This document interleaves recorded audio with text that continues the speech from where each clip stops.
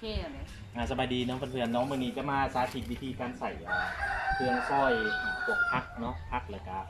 ต้นกล้วยกับพวกหญ้ามันเป็นแบบไหนเนาะเริ่มต้นสิมาให้เบิ่งน่ะตู้ซอยที่ลูกน้องซอยตัวนี้นะลองมาเบิ่งยับมาติดแก่เนาะขนาดยาวประมาณเม็ดหาเนาะมันสีใส่เวลาเท่าไหร่นะลองมาเบิ่งสำหรับทางไหนที่สื่อไปในติดตั้งอันนั้นตื่มเนาะติดตั้งพวกเบเกอร์พิเปิดนะ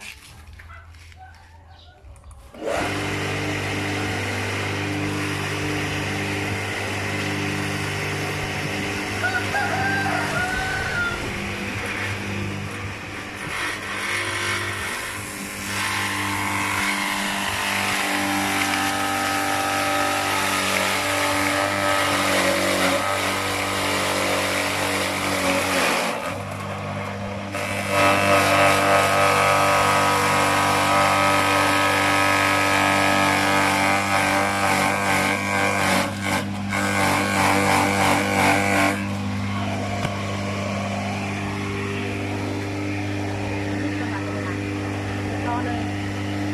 อันนี้เป็นพักหมกเนี่ย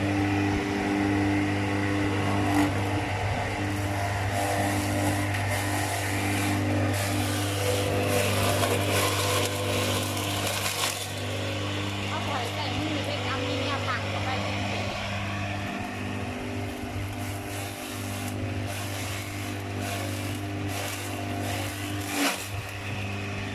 ก็การปวดการ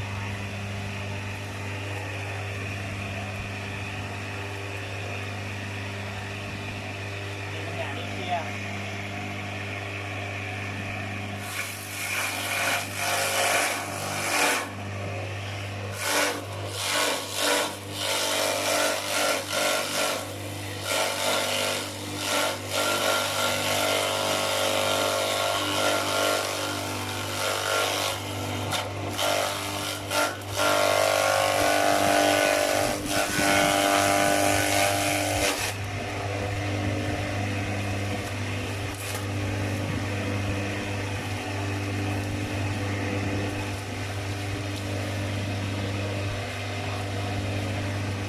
แขนแก้มันตัดไปเลย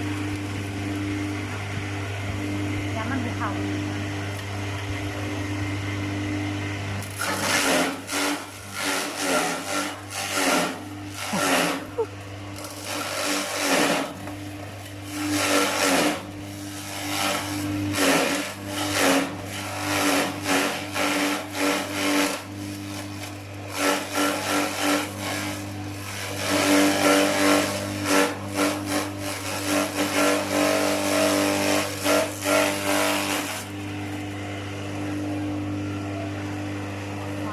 หมอนเลยบอกบัดนี้ลงมาเบิ่งเนาะเพื่อนๆเนาะหลังจากที่ห่อนำซอยแล้วเนาะหญ้านี่ละเอียดเลยคือเขาบ่ต้องซอยหอบ2หอบ3ปอนเขาบัดเดียวแล้วจบเลยเนาะอันนี้เป็นพวกหญ้าเด้อละเอียดสุดพวกไก่เป็ดกินได้สบายเด้อเพื่อนๆสมมุติว่าเฮาอยากให้มันพวกงัวควายกินเฮาบ่อยากละเอียดแบบนี้เฮาปอนเขาไว้ๆเนาะอันนี้เป็นวิธีของมันและอันนี้ในส่วนของกล้วยเนาะเนี่ยเบิ่งกล้วยคือซอยบาทเดียวจบเลยบ่ต้องมีหอบที่2ที่3ปอนเขาใส่เวลาบ่ถึงหอดบี30วินาทีเท่านั้นเนาะ15เม็ดหาเนาะเนี่ยกล้วยเหมือนกับเฮาซอยมือนะกำลังจักแห้งได้เหลืองสุดเลยเจ้าเนาะเนี่ยถ้าไหนที่สนใจก็สอบถามอาลีฟ้าหน่อยเด้อเจ้าเด้อละเอียดสุดเจ้าเพื่อนๆเนาะอันพักบ่งนี่บ่ให้ว่าเลยพักบ่งนี่เนาะอันนี้มันพักบ่งละเอียดกลัวมือซ้อยอีกเนาะโอเค